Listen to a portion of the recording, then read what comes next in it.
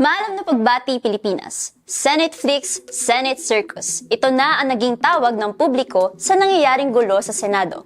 Tuloy-tuloy kasi ang bangayan at pag-aagawan sa pwesto matapos ang resumption ng regular session sa Senado noong Mayo. Pinakahuli na ang muling pagpapalit ng liderato sa loob ng Senado at patuloy na batuhan ng mga akusasyon. Kahit na entertaining sa ilan, seryoso ang nangyayaring krisis sa Senado ayon sa mga progresibong grupo. Sinasalamin umano ng bangayang ito ang mas malalim na krisis sa politika.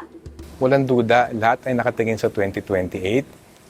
Nararamdaman talaga na napakahalaga, ganito kaaga pa lamang, may pwesto na yung inyong puwersa para sa tagumpay sa 2028. Kumbaga, laro to ng mga burokota kapitalista, hindi para sa interes ng mamamayan, kundi para sa kanilang pansariling interest. At medyo nakakabahala yan kasi sa gitna ng napakaraming isyong kinakaharap ng mamamayan ngayon. Pero ang nakita natin ngayon ay hindi galaw ng gobyerno para sa interes ng taong bayan. Ang nakita natin, galaw naman nasa poder para mag-agawan para sa poder. It's all about agawan sa poder nga naman at umusan sa 2028. Ika nga ng grupo. Wala sa equation ng taong bayan. So sa to lang yung usapin ng anti-corruption drive ay ginagamit lamang sandata dito sa tunggulian sa politika. So ano lugar niyan? Well, because nga vulnerable ang lahat ng mga politiko, because nga sa lalim ng burokata kapitalismo sa bansa, dahil vulnerable lahat ng mga politiko dyan ay magagamit laban sa kaaway at yan ay magagamit para makapagkuha ng kaalyado dun sa inyong laban sa mga kaaway. So right now, of course, yung advantage ay nandun sa administrasyon. Para naman kay former Gabriela Women's Party Representative Arlene Brosas, tila nagiging hostage nga ang taong bayan sa awayan ng dalawang nagbabangayang paksyon sa politika.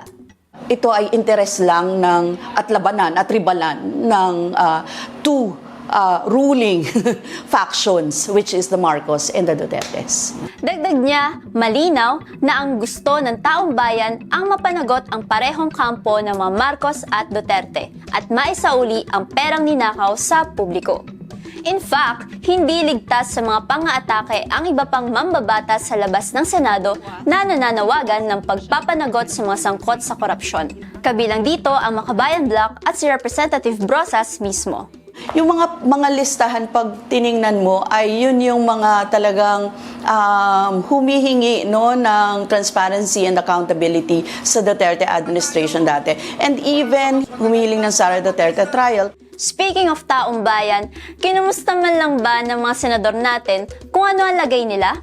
Ano nga ba ang say nila sa ganap sa Senado? Yung talagang wala silang kasalanan. Hindi ko marap sila kung wala silang kasalanan. Yung iba, kinukurakot yung ng budget ng bayan para naman talaga sa atin yun.